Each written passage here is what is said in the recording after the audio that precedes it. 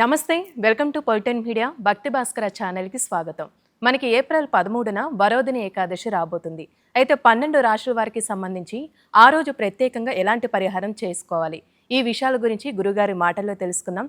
ప్రస్తుతం మనతో ఉన్నారు ప్రముఖ ఆధ్యాత్మికవేత్త, ప్రముఖ జ్యోతిష వాస్తు పండితులు పప్పు సీతారామ శర్మ గారు ఉన్నారు. మరి వారి మాటల్లోనే తెలుసుకుందాం. నమస్కారం గురుగారు. నమస్కారం తల్లి. గురుగారు, ఇప్పుడు మనకి ఏప్రిల్ 13న వరోధిని ఏకాదశి రాబోతుంది కాబట్టి 12 రాశుల వారికి సంబంధించండి ఆ రోజు ప్రత్యేకంగా ఎలాంటి పరిహారం చేసుకోవాలి? మనకు 13న వచ్చేటువంటి వరోధిని ఏకాదశి రోజున ద్వాదశ రాశుల వారు కూడా గోచారరీత్యా వాళ్లకు ఉండేటువంటి సమస్యలు పరిష్కరించుకోవడానికి ఒక ఉత్తమమైనటువంటి రోజుగా మనం పరిగణనలో తీసుకోవచ్చు. మరి ఏలినాటి శనితో బాధపడుతున్న వారు కానీ, అర్ధాష్టమ శని, జన్మశని ఇట్లాంటి శని బాధల వల్ల వాళ్ళ పనుల్లో స్తబ్దత, ఆటంకాలున్న వాళ్ళు కూడా వరోధిని ఏకాదశి చక్కటి అవకాశంగా వినియోగించుకోవచ్చు. అందులో మనకు ద్వాదశ రాశుల వారికి కూడా కొన్ని యోగాలు పట్టేటువంటి రాశులు ఉన్నాయి ఈ సంవత్సర కాలంలో. అంటే ప్రతి వారికి కూడా ఒక స్థాయిలో ఒక సందర్భం బట్టి వారి యొక్క సమస్యలు ఉంటాయి. ఆ సమస్యల నుండి బయటపడడానికి ఏకాదశి చాలా విశేషమైన తిథి. ముందుగా మేషరాశి వారు ఉన్నారు. వారు ఏలినాటి శనితో బాధపడుతున్నారు.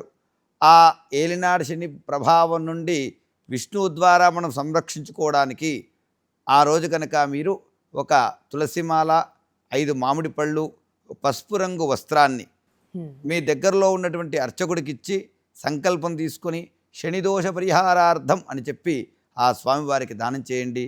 మేషరాశి వారికి గతంలో 3 మాసాలుగా ఉన్నటువంటి సమస్యల నుండి కూడా మీరు ఆ సమస్య నుండి బయటపడే అవకాశం ఉంటుంది. అలాగే వృషభ రాశి వారు వచ్చేసి ఆ రోజు మనకు శనగలు తీసుకొని లావు శనగలు కానీ, సన్నవి కానీ కేజింబావు చొప్పున శనగలు తీసుకొని గోధుమ రొట్టెలు 11 ఎవరైనా పేదవారికి వృషభ రాశి వారు ఇస్తూ ఈ శనగలు దానం చేయటం వల్ల గురువు ద్వారా వచ్చేటువంటి ఫలితాలు కూడా మంచి ఫలితాలు పొందే అవకాశం ఉంటుంది. అలాగే 3వ రాశి అయినటువంటి మిథున రాశి వారు ఆ రోజు ఆజ్యదానం అంటే నెయ్యిని మనకు శక్తి ఉన్నవారు కేజీ, ఒక అర కేజీ నెయ్యి తీసుకొని ఆలయంలో అర్చకుడికి సంకల్పం చెప్పి శరీర రోగ బాధ నివారణార్థం, అంటే వాళ్ళకి కొద్దిగా మిథున రాశి వారికి ఆరోగ్య సమస్యలు వచ్చే అవకాశం ఉన్నాయి కాబట్టి అనారోగ్యంతో ఆ సమస్య నుండి కూడా మనం బయటపడే అవకాశం ఉంటుంది. మేష, వృషభ, మిథున రాశుల వాళ్ళతో పాటు కర్కాటకం, సింహం, కన్య ఈ 3 రాశుల వారికి కూడా ఈ యొక్క రోజున ఆ ఆలయంలో ఉండే పరిధిలో బెల్లము కానీ, చక్కెర కానీ తీసుకొని ఒక పిడికెల నిండా అక్కడ భుజించేటువంటి చెట్టు కింద మొదల్లో వేసి రావి చెట్టు చుట్టూ 21 ప్రదక్షిణాలు. ఈ 4 రాశుల వారు కూడా మేష, వృషభ, మిథునం కాకుండా కర్కాటకము, సింహము, కన్యా రాశి వారు ఈ రావి చెట్టు ప్రదక్షిణం చేస్తూ చెట్టు మొదల్లో వేయటం వల్ల, చీమలు భుజించడం వల్ల కూడా మనకు ఉండేటువంటి కలతలన్నీ కూడా తొలగిపోతాయి.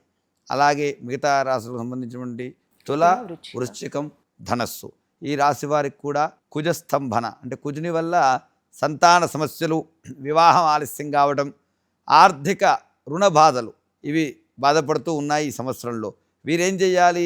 విష్ణు ఆలయంలోకి వెళ్ళి 5 తమలపాకులు తీసుకొని ఓం నమో నారాయణాయ గంధముతో కలిపి మీరు ఒక అగరబత్తి కానీ లేదా ఒక పుల్లతో కానీ రాస్తూ ఆ స్వామివారి పాదాల చెంత పెట్టి ఓం నమో నారాయణాయ చందనంతో కలిపి రాయండి. మంచి ఫలితాలు పొందే అవకాశం ఉంటుంది. అలాగే మకరం, కుంభం, మీనం ఈ 3 రాశుల వారు కూడా ఆ రోజు పాలు, పెరుగు, విసనకర్ర ఈ 3 పదార్థాలు శక్త్యానుసారం 5 మంది బ్రాహ్మణులకు కానీ 10 మంది బ్రాహ్మణులకు కానీ మీరు ఆ దానం చేయటం వల్ల చక్కటి ఫలితాలు పొందే అవకాశం ఉంటుంది. ఈ ద్వాదశ రాశుల వారు వరోధిని ఏకాదశి రోజున ఈ నియమాలు పాటించి మేము చెప్పేటువంటి ఈ రెమెడీలు అంటే ఈ పరిష్కారాలు మీరు పొందడానికి చక్కటి సులభమైన అవకాశం ఉంటుంది. కాబట్టి అందరూ కూడా వినియోగించుకోవాల్సిందిగా కోరుకుంటున్నాం. ఈ ద్వాదశ రాశుల వారికి ఎటువంటి గోచార సమస్యలున్నా, గ్రహ బాధ నుండి విముక్తి పొందాలంటే ఆ రోజున స్వామివారి యొక్క అభిషేకము, అలంకారము ఇవి చేయటం వల్ల మంచి ఫలితాలు పొందేటువంటి అవకాశం ఉంటుంది.